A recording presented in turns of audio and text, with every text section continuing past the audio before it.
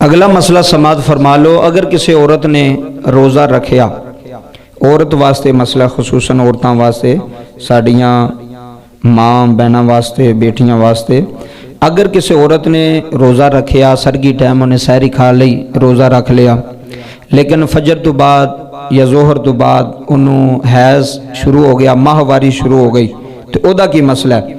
अगर रोज़े की हालत विच औरत नूं हैज़ आ जाए तो उदा रोज़ा टुट जाएगा, उदा रोज़ा बाकी नहीं रहेगा, उदा रोज़ा ख़त्म हो जाएगा। इस वास्ते अगर दिन के टाइम रोज़ा रखिया तो हैज़ शुरू हो गया, माहवारी शुरू हो गई, तो वह जी महीने च डेट जी आती अगर शुरू हो गई तो वह रोज़ा ख़त्म हो जाएगा। तो उन्हें बेहतर है को खाना पीना वो वास्ते जायज़ है, वह खाना भी खा सकती है, वह पानी भी पी सकती है।